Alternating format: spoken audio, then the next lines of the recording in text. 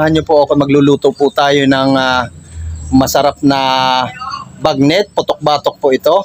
So, yun po ang ating gagawin ngayong umaga. So, before anything else, please don't forget to subscribe my YouTube channel, Sir Abello. Hit the notification bell para updated po tayo sa mga video ng i-upload ko. Please don't skip my ads. So, samahan niyo po ako, magluluto po tayo. First time po ng bagnet. Watch and learn.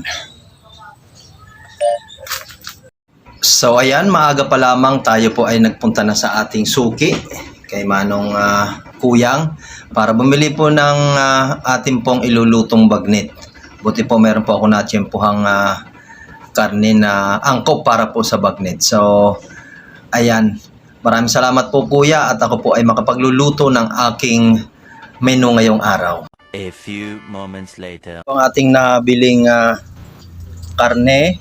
Ito po ang ating gagamiting sa pagluluto po ng bagnet. Watch and learn. So, una po natin gagawin, pakukuluan po natin ang ating karne. Ayan. So, lagyan po natin ng tubig.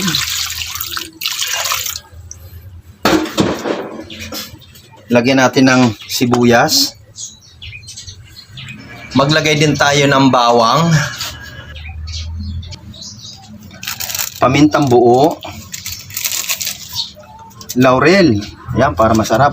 Then, lagyan na po natin ng asin. So, then, pakukuluan po natin hanggang siya ay lumambot. Pa natin. Ay, sumabot.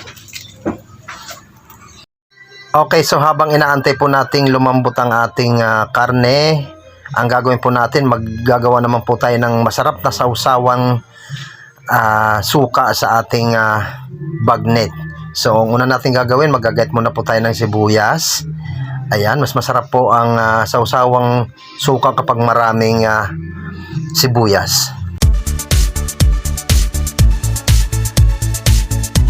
So, lalagyan din po natin ng bawang ang ating sausawan para mas lalo pong malinamnam ang ating sausawan suka.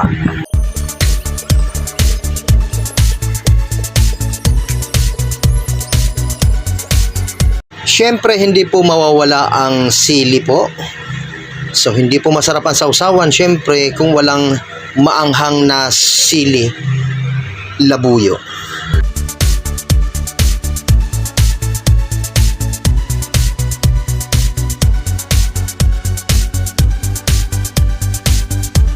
Kasama-samahin na naman po natin ngayon dito po sa ating lagayan. So, ito na po ang ating finished product na sausawan. Naku, napakasarap na ito. Kompleto po yan. Uha! Okay, silipin na natin ang ating pinakukul. Ayan po, nakulo na po siya. Very good. So, ganyan lang po ang ating pagpapakulo. Yan. Hanggang sa lumambot. Wow! So, ayan na po. Tingnan natin. Yan, okay na po yan. Patay na natin at ilipat na natin sa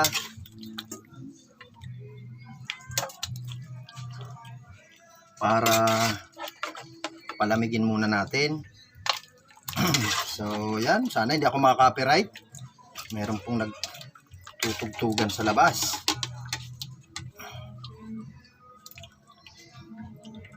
So, ayan na po. Palalamigin lang po natin bago natin isalang. Okay, so ang gagawin natin, painit na po tayo ng ating kawali. Ayan, so magsisimula na po tayong magprito. Ayan.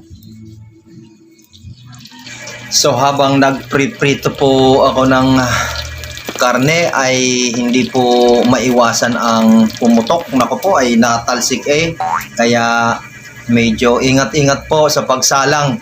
Nagtatalsikan kasi ang mantika at hindi naman natin din pwedeng pabayaan, baka manikit sa kawali. Kaya ang aking ginagawa ay binabantayan ko at medyo binabali-baligtad po yung iba para hindi po manikit sa kawali. Yan po ang tamang paraan ng pagpriprito po ng karne para sa gagawing bagnet. Yes! So yan, tinakpan ko po muna kasi nagtatalsikan talaga. Ayan na po, medyo malapit na pong maluto yan. Ayan, so lalong-lalo po yung naunang isa lang, ayan, luto na. Wow! Yan yung pangalawa, kaya malapit na pong maging makatotohanan ang lahat. Ayan po, oh. Wow, napakasarap niyan, baby. Templadong templado po yan. So hanggang sa halos lahat po ay maluluto na. Kaya ginawa ko, tinakpan ko ulit, nagtatalsikan po talaga. Ayan, so binuksan ko ulit at ayan, luto na po ang ating bagnet. Iyan po talaga ay kagaya na sinabi ko kanina ay napakalasa na po dahil pinakuloan po natin yan ng bawang, sibuyas at asin para po pag naluto ay ready to eat na po yan. So yan na po, luto na po ang ating bagnet at maghahanda na po tayo para sa ating tanghalian, baby. A few moments later. So ayan na po, magdadasal po muna tayo. Bless us, O Lord, in this thy gifts which we are about to receive from thy bounty through Christ our Lord. Amen. Ayan, so yan, meron po tayong napakasarap na sausawan na ginawa natin kanina. Umpisa na po natin ang ating pagkain. Grabe, tikman natin ang unang tipak. Ayan. Oh, may sili pa po yan. Wow! Ayan, wow. Mainit-init pa, napakasarap, grabe. Wala na akong masabi. Napakasarap na po kasi niya sapagkat pinakuluan po yan sa sibuyas, bawang at paminta at asin at kaunting pampalasa. Kaya isasawsawan mo na lang po yan sa suka. O kahit hindi mo na po isawsaw yan, talagang masarap na po yan. Yan po ang sekreto po sa paggawa po ng bagnet. Ayan, kaya ang akin pong gagawin na lang dyan ay kumain na lang ng kumain at hinay-hinay lang po kasi pwede pong makasama kapag meron po tayong mga arthritis, high blood o anumang sakit na ating nararamdaman. Kaya ang ating gawin po, kung hindi naman pwede ay wag na po natin gawin yan. Pero kung minsan lang naman, yan, pwede. Ayan, nakakadalawa na po ako dyan. Pambihira, Talaga namang, kaya ko kayang ubusin yan. Ayan, so, wow, ayan, Talagang makita mo, malutong, Grabe. So, tapos, isasawsaw mo sa suka, plus, sasamahan mo ng sili, sibuyas, at saka bawang. Ayan, Wow. Ano pa ang masasabi mo, baby? Napakasarap po ng ating ginawa ngayong araw na to. So, kaya kayo gawin na lang po ninyong pinasarap. Pwede pong lagyan po yan ng Mang Tomas kung gusto ninyo ang sausawan. Pero sa akin po, mas gusto ko yung suka para pangontra po sa high blood. So, yan po. Sa mga subscriber ko nga pala ay good morning po sa inyong lahat. Magandang tanghali po. Kain po tayo. Salamat po sa pagsama. Isa na naman pong ulam ang ating naipakita kung paano po gawin. Sana po ating pong tandaan kung paano. Napakasimple lang po niya.